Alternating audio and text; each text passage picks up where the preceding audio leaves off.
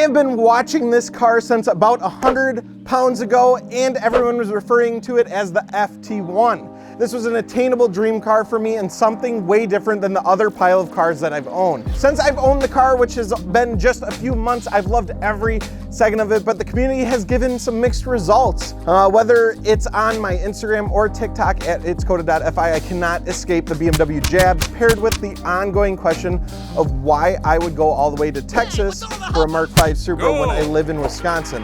Well, I'm here to resolve a little bit of that, all right? Calm down. Before we get into that, we're giving away a car, which is just insane. We partnered with Rotiform, BC Racing, Continental Tires, and Reach Out Worldwide to do our biggest giveaway yet. I personally want to keep the car. I don't even want to give it away. But anyways, pick up some dope merch, get a bunch of entries, and hopefully win an S2000 that revs out to 9 grand. I love it. With every purchase, a portion of the proceeds will go to Reach Out Worldwide to help their teams of medical experts and disaster relief professionals immediately respond when disaster strikes. All right, have you taken a look at the market lately? I know you have. People like me and people like you, car enthusiasts, look at cars to buy even when we don't have a penny to our name. Hell, I'll buy a new car and start looking to buy another one the same day. I admit it. Anyway, the car market is insane right now. Prices have inflated so much that you literally will be paying over MSRP for used cars.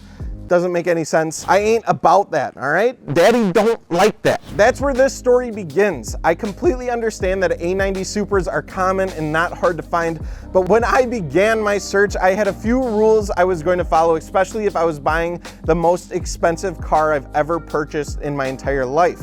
I came from a Focus ST, okay? Here were the rules. It had to be under $50,000. This car was already at the top of my budget. This had to be a strict one. I'm penny pinching the way it is. I didn't want a base model. I didn't even realize, but I found one that was beautiful and perfect. And then I went to the interior photos and saw it had the saddest excuse of a screen for the radio I have ever seen. It literally screams base model. For some people, that's perfectly fine. They don't care. But if I was spending this kind of money, I at least wanted to have the nice amenities. Can you blame me? This car had to be nitro yellow or nocturnal black. The first one I found in one of those two colors, and meeting the other wants was going to be it. I love both of those colors. I'm not a big silver guy. Red is literally everywhere. It's just where I see every car around is red. Phantom Matte Gray and Turbulent Gray are nice, but not for me. And the Downshift Blue was, well, that one was all right too.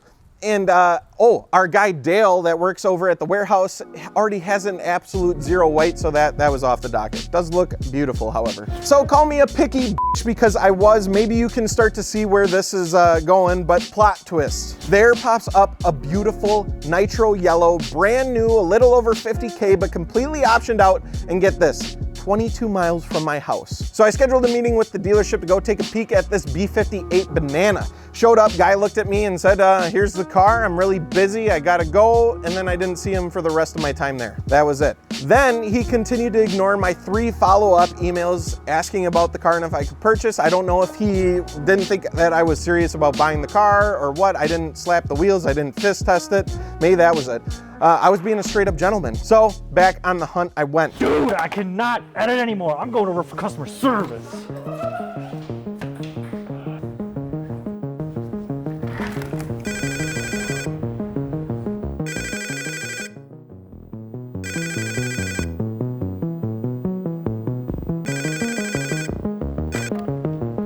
Hello? Yo, I'm looking to order a set of wheels and tires for my car. Yeah, bro, we got free wheels, free tires, and free suspension.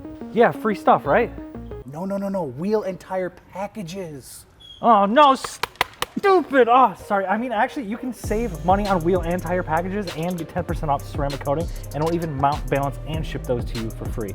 That's right? Yeah. Hell yeah, dude. After days of searching on the internet, I was coming up empty-handed. I was increasing the distance. I was willing to travel every single day, but still no luck. I finally said, F it, I'll go anywhere in the lower 48 where we also offer free shipping.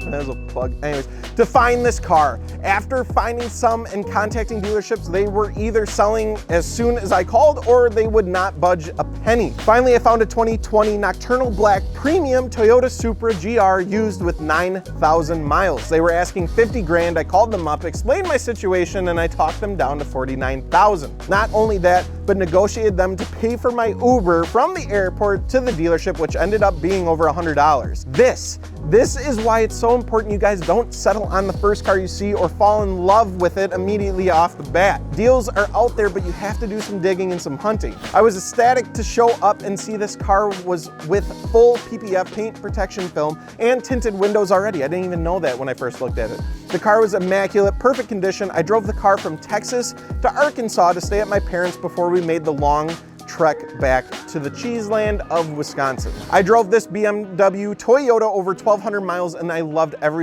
second of it. The Supra GR got a lot of flack for coming out using BMW goods and only in Auto Tragic. I'm sorry, but let me tell you how much I love this car. The handling, the power, the stock crackles in sport mode that were surprisingly loud, how I hit my head every single time I get in and out of the car. That was a con, never mind. Okay, so there's a couple cons. Like rolling down the window, I was immediately met with the worst buffeting I have ever experienced in any car, hands down. I don't know how that got past the design phase. Luckily, there's an easy fix for that. But overall, I truly enjoy the hell out of this thing, and it was insanely comfortable for both me and my fiance on that 19-hour drive back home. I'm one of the few people that are happy Toyota partnered with BMW.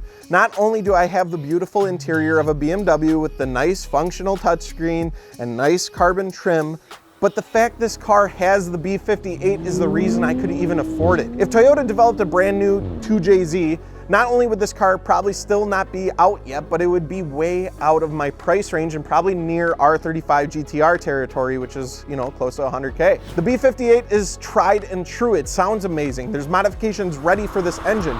People have been beating the shit out of them for years. And although I wish they offered it in a manual, the automatic shifts so damn smooth and fast, I tend to forget I even care that it's an automatic. But now here we are, a blank slate, so much opportunity. Stay tuned for the build series. I have so many good parts for this car and they're going on ASAP, I promise. Episode 2 of us digging into this car will be up in 2 weeks. I'm so excited. Anyways, let me know what mods you guys want to see and what you think of the new Supra. I'm going to read every single one. As always, wheels, tires, and suspension at fitmentindustries.com, and make sure check out the giveaway. You can win yourself an S2K, which if I wouldn't have bought that, I promise it was a contender. I was also looking at FDRX7s and just a million other things. But I truly love the Supra. It's insane. It gives me goosebumps to think that I literally get to drive this every day. It is an attainable dream car. Thank you guys for watching.